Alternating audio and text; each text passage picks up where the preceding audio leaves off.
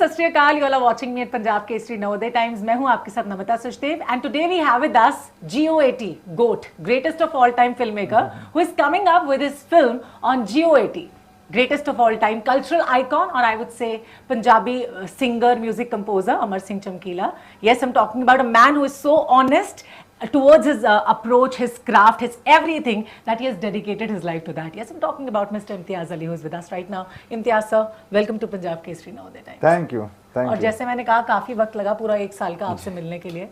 The moment I came to Bombay, I wanted to meet you because everyone wants to meet you. मतलब जो आपके जो fans हैं, मुझे लगता है आपके भक्त हैं वो ज्यादा है ना, वो आपको पूछते हैं, चाहते नहीं है सिर्फ.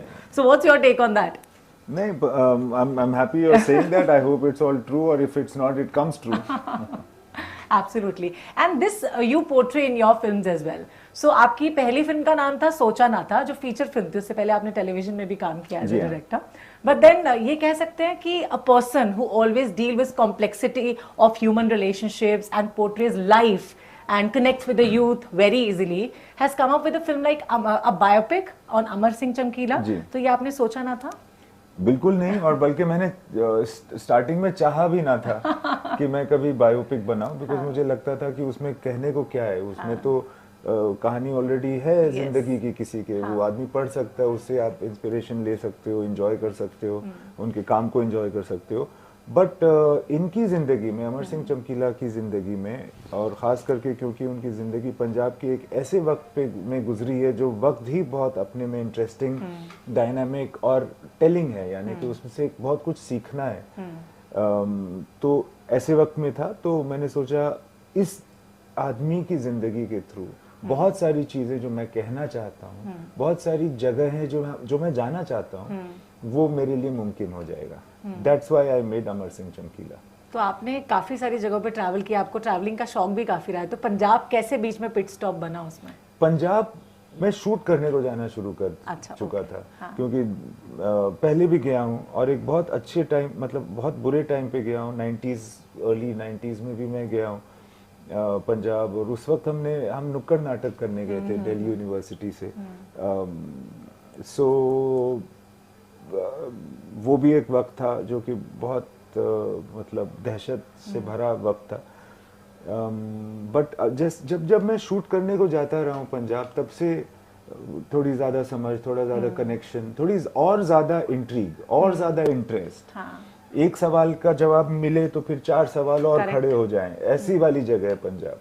क्योंकि ऐसे तो कोई वैसा मॉन्यूमेंट नहीं है जहाँ से आप फोटो खिंचा करके बोल सके कि जी मैंने देख लिया आईफिल टावर या कुतुब मीनार. मतलब इट्स फ्लैट लैंड, सब जगह जैसे आम सी है, बट उसमें ऐसी कोई खास बात है, खुशबू है, which keeps calling you again and again. The heritage, the culture, I would say. Heritage, culture, people, yes, legacy, background, music, literature, music, art, and stories. More than anything else, stories. Absolutely. And you like exploring different stories, life, I would say, because you have been a student of literature, right? Yes. And then moving beyond, आप ये भी देखते हैं कि every person that you meet, if you are interested, is a very interesting story. You know, and वो एक बहुत वैसी वाली स्टोरी है ना जो आप समझ रहे होते हैं.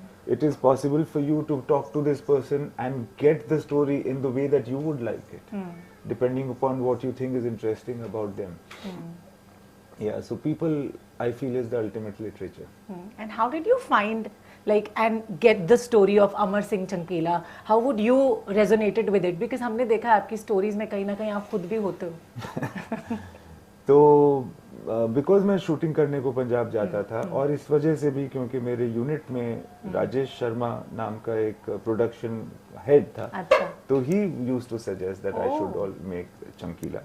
एंड वहाँ के जो लोग थे पंजाब के, खास करके जो पुराने लोग थे, और जो गांव के जो रियल जो लोग थे पंजाब के, वो हमेशा चमकीला की बात करते थे कि he is the biggest entertainer, he is the real deal, you know. And I hadn't heard about him, so intrigue की वजह से I got to ask them, hear his music, know about his life, and then I started realizing that there are a lot of things that I'd like to say. And then Harpreet नाम का एक बंदा है, Harpreet from Punjab, and he got hold of the rights of Chamkila जो बहुत मुश्किल था because of the way Chamkila's life was. बहुत लोगों ने बनाने की कोशिश की है मगर नाकाम रहे हैं, और मेरी किस्मत थी कि ये मैं बना पाया चमकीला पर film. And Harpreet was the person who thought कि इस बंदे ने रॉक स्टार बनाई है और इस बंदे की पिक्चर में पंजाब ठीक ठाक दिखता है, लेट्स अप्रोच हिम। यस, वो भी मैं लाने वाली थी, आपकी फिल्मों में पंजाब बहुत खूबसूरत दिखता है, एक अलग इमेज आ जाती है। ठीक है, थैंक यू। तो ये हरप्रीत आपको कब से मतलब लाइक इंस्पायर करते थे आप? मतलब नहीं, इंस्पायर नहीं करते थे, इनके पास राइट था। अच्छा, इनको फिल्म बनानी थी चमकीले पे, सो इन्होंने सोचा कौन डायरेक्टर सही रहेगा, और ये बॉम्बे आए और वो somehow he met me and then he said that I should be making the film on चमकीला, and मैंने पूछा क्यों, तो उन्होंने ये जवाब दिया। अच्छा। तो दिलजीत जब उनसे मिला तो दिलजीत ने भी पूछा हरप्रीत से कि यार इनको क्यों बोला आपने? अच्छा। तो उसने भी यही बोला कि उसको भी यही बोला कि एक तो पंजाब और दूसरा रॉक स्टार। हाँ, तो आप कितना पंजाब से जुड़ाव महसूस करते हो? वैसे you have been like so much into Delhi, काफी ज्यादा आपने वक्त बिताया ना वहाँ पे? हाँ, दिल्ली में वक्त बिताया। आई डोंट थिंक दिल्ली और पंजाब में ज्यादा कुछ कॉमन है। Punjab is definitely completely not Delhi, and the Punjabi people of Delhi are also different from the people of Punjab per se. Punjab के लोग मुझे लगता है अलग ही होते हैं, वो दुनिया में ऐसे लोग होते ही नहीं है। हाँ, अलग होते हैं, और उसमें भी पंजाब में भी हर जिले के लोग अलग होते हैं। बहुत ज्यादा फर्क है एक दूसरे में, भाषा में, सारी चीजों में। बहुत सारे छोटे छोटे किस्से होते रहे जब मैं शूट करने को जा रहा था, तो फिर वो जुड़ाव बढ़ता रहा है। और I feel very interested in Punjab or in love क्या वगैरह, like connected to it somehow, or connected to it in terms of interest that I want to talk or get in over there. The places that we shot most in were those places that still look like the Punjab of the 80s. Okay. So we were mostly in the Sangrur, Tori and Malerkotla regions. Yes, okay. So but mostly Sangrur में हम बहुत ज़्यादा थे, बहुत ज़्यादा हम लोगों ने संगरूर में उसके गांव में शूट किया, और वहाँ अभी भी पुराने स्टाइल की सड़कें हैं, पुराने स्टाइल के मकान हैं, तो बहुत अच्छा था वहाँ शूट करना। उनके घर में हम जा रहे हैं शूट करने के लिए, वो हमें साइड में खड़े होकर के शूट करने की इजाज़त दे रहे हैं, फिर भी वो जो है ना दिलजीत से मिलने या ऑटोग्राफ लेने या फोटोग्राफ लेने या मुझसे फोटोग्राफ खिंचाने नहीं आ रहे हैं। मैं तो कुछ नहीं, दिलजीत तो बहुत बड़ा स्टार है। नहीं, आप नहीं मैं, मगर उनके लिए कैन यू इमेजिन, yes. एक छोटे से गांव में रहने वाला लड़के के लिए दिलजीत क्या है। बट वो ना सामने भी नहीं आ रहा उसके कि इसको कहीं तकलीफ ना हो। बहुत ज्यादा अच्छे और सेंसिटिव लोग मिले हमें, non interfering, completely non interfering, beautiful people. और पंजाब की जब भी बारे में सोचती हूँ ना, तो वो सरसों का साग और वो मक्की की रोटियां आती है, आपने खाई होगी खूब? नहीं, वो तो मैंने खाई, साग और रोटी और गुड़ और चूरी और ये सारी चीजें। बट वहाँ के जो लोग हैं, आप जो फिल्म में देखेंगे ना, उसमें बहुत सारे लोग वहाँ के जेन्युइन लोग हैं, जिन घरों में हमने शूट किया ना, वो घर वालों के साथ शूट किया। खाली उनको हमने कपड़े वो वाले पहनवाए जो उस वक्त पहना करते थे। और so there is a certain, like हमने सोचा कि हम क्यों जा करके इनका चेंज करें, हमको चेंज होना है, so that the film can be more rooted. So we enjoyed that process. And obviously that brings authenticity that we see in each of your projects. Sure, it brings authenticity. अच्छा, हमने दिलजीत ने और परिणीति ने खुद, Diljit of course singer है, परिणीति भी अच्छी singer है, सो ये जो चॉइस ऑफ एक्टर्स है, ये डेलिबरेटली आपने किया कि इसके लिए मुझे दिलजीत इसीलिए चाहिए बिकॉज अमर सिंह चमकीला was a great singer of his time? हाँ, अगर आपने दिलजीत मतलब चमकीला और अमरजोत पे फिल्म बनानी है, तो जो लोग उसकी एक्टिंग करेंगे उनको गाना भी होगा। और मैं चाहता था कि चमकीला के ओरिजिनल गाने गाए जाएं, उनके स्टाइल में गाए जाएं।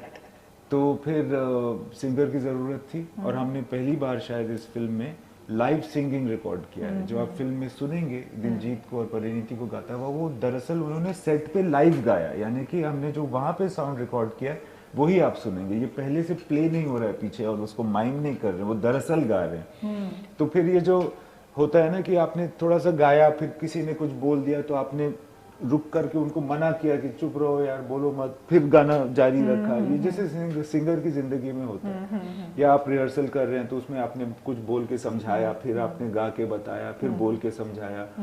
इस तरह के सीन्स हैं पिक्चर में। So it was not possible without Diljit and Parineeti. And when Pariniti got to know that you wanted her to act like Amarjot in the film, so what was her reaction? Well, उन्होंने ये कहा कि she has been forever in her life waiting अच्छा. to do a film where she can sing. Oh wow, that's nice. So that became a big deal for her, for which she actually put on a lot of weight also, which girls find it very difficult to do, as you can imagine. But उन्होंने ये किया. So she really gave herself to the film. अच्छा, music की तो मैं और बात करना ही चाहूंगी. Bringing A.R. Rahman, the maestro in music, Mohit Chauhan and Irshad Kamil and you along, मुझे आपको देखकर ही लगता है कि आपको म्यूजिक से बहुत ज्यादा जुड़ाव रहता है और you are a very good singer also. No I am बहुत सारे लोग मुझे सिंगर समझते हैं, मैं हूँ नहीं. वो मोहित चौहान है, वो थोड़ा सा मेरे जैसे लगते हैं, मेरे बाल वालों, तो शायद उनको और मुझे लोग कंफ्यूज करते हैं. मैं नहीं, I am not a singer at all. And I'm not even a very musical person. I'm not a musician at all. मुझे मगर मेरा सौभाग्य रहा है कि I have been involved in movie making, और मूवी मेकिंग में भी जो म्यूजिक मेकिंग और म्यूजिक शूटिंग है वो मुझे सबसे ज्यादा इंटरेस्टिंग लगता है. बड़ा मजा, बहुत ज्यादा मजा आता है. तो और मेरे जो म्यूजिक डायरेक्टर्स रहे हैं, खास करके A.R. रहमान, वो मुझे जगह देते हैं. मतलब वो माइंड नहीं करते हैं कि मैं भी हूँ, या वो मुझे शामिल उन्होंने करने की कोशिश हमेशा से की है. तो मैं भी इन्वॉल्व रहता हूँ हर चीज में. मुझे वो भी चाहते हैं कि मैं इन्वॉल्व रहूँ और मैं भी चाहता हूँ कि मैं रहूँ. चाहे वो एक छोटी सी कोई भी रिकॉर्डिंग हो या कोई भी सेशन हो, या इरशाद के साथ कोई भी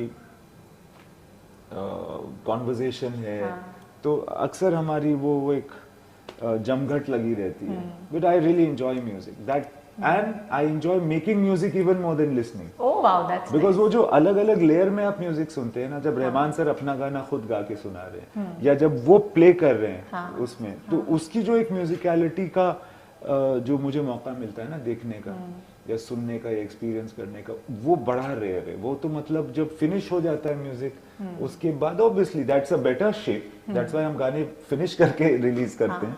बट उसके अंदर जो एक एक लेयर लगती है ना, उसके वो उसमें शामिल रहना मुझे बहुत एंजॉयबल लगता है.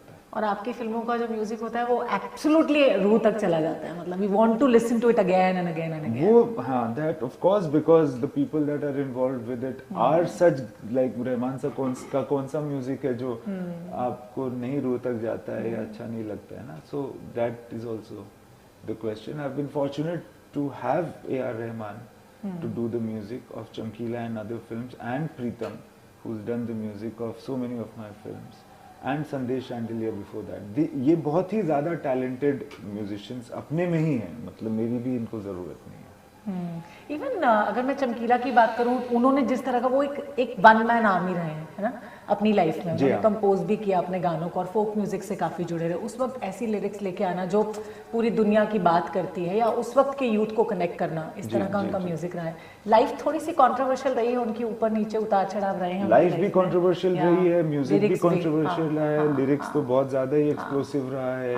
हालांकि उन्होंने चाहा हमेशा यही कि लोग खुश रहे, उनके गाने सुने, एंड उनको कोई दुनिया बदलने में का शौक नहीं था. बट उन्हें ये पता था कि लोग इस चीज को बुरा जरूर कहते हैं, जिस तरह के बोल्ड लिरिक्स में लिख रहा हूँ, मगर लोग एंजॉय भी उसी को करते हैं, कनेक्ट करते हैं. तो ये एक दोहरापन है इंसान का के अंदर जो उन्हें ले गया.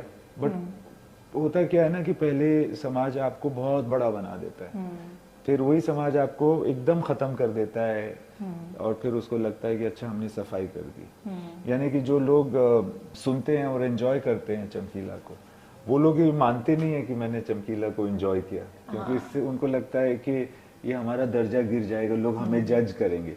तो इसके पहले कि लोग हमें जज करें, हम ही जज कर देते हैं चमकीला को और कहते हैं कि बहुत गलत है, हालांकि छुप के सुन रहे होते हैं उसकी म्यूजिक. ये बहुत एक खास चीज थी चमकीला की, और जो उसने अपनी जिंदगी में समझा और पहचाना कि ये ऐसा है, I am being taken like this, that people will not admit but they are loving me. I think people should also accept the fact, because people is you and me. There is no one else, you know, who's people. तो हमें एक tendency अगर है जज करने की तो है, एंड बस ये है कि आप you shouldn't be unfair to anybody, but you should also think about it. And I feel that as a filmmaker, my first job is to make you feel something. Yes. And when you do that, then maybe you will also think something, and you will maybe have more empathy towards those people that are easy to judge. Absolutely आपने empathy की बात की और feel करने की बात की जो आपके सब्जेक्ट्स में हमेशा हमको दिखता है. And one thing what I realize the most in your each of your movies is like जो फेमिनिन साइड है या जिस तरह का जेंटल बिहेवियर आप अपने मेल्स का टुवर्ड्स फीमेल्स की तरफ दिखाते हो, that's the best part I love the most. And मुझे हमेशा लगता है कि लाइक एक मेल के अंदर फीमेल साइड होती है, फेमिनिन साइड होती है, और फीमेल में मस्कुलिनिटी कह सकते हैं होती है कुछ परसेंटेज. तो आपको लगता है वो फेमिनिन साइड या वो सॉफ्ट और टेंडर साइड आपके अंदर ज्यादा है या कितने परसेंट है? ये कहना तो मुश्किल है, बिकॉज एक्चुअली मतलब I am not coming from a like not that I am not coming from a sensitive background, but I am that guy in class that plays sport, that जो सबसे back bencher type का है. अच्छा. झगड़ा मारपीट या बदमाश या उस टाइप में था मैं. सच में? हाँ, मुझे देख के लगता नहीं आपको. हाँ, बट वो हाँ, but at the same time I was always, in fact in school I was very like anti-establishment. अच्छा. दुनिया बदल दूंगा, और ये गलत है वो गलत है, हमें जो पढ़ाया जा रहा है वो भी स्कूल के अगेंस्ट ही प्रोटेस्ट कर दो, इस टाइप का था. But at the same time I think I was always interested in people, and that's what saved me. So how do you choose your subjects while making your films as a director, as a filmmaker? It's an instinctive process. There is no particular method for it. Usually, up till now, it has been stories that have come to my mind, and those stories are also coming from incidents that I might have seen around, or people that I might have met. And so then it just forms in its own, and then I decide that यार ये 2-3 चीजें हैं, but this is the one that I really want to get into most. So that's how do you observe your viewers' behavior, sir? If I may ask. Well, the point is, I don't make a big deal like a scholastic study out of it. I just watch the film and just I feel over a period of time जो ज्ञान आना है या जो reaction आना है वो खुद ब खुद आ जाता है. And those are the really important reactions. हर चीज को आंकना तोलना वो उसमें मैं बिलीव नहीं करता. ऐसे बहुत सारे लोग हैं जो आपसे सीखना चाहते हैं, जो एस्पायरिंग फिल्म मेकर्स हैं या जो डायरेक्शन की दुनिया में आना चाहते हैं. But if I talk about you, आपने कभी सीखा नहीं, ऑन द जॉब ट्रेनिंग हुआ, and I think that's the best part in you, right? Yeah, I mean, I don't know whether that was a great thing or a bad thing, but that's how it was. And I feel that for everybody that might be listening to this, I'd like to say that take your chances, and you will have an option.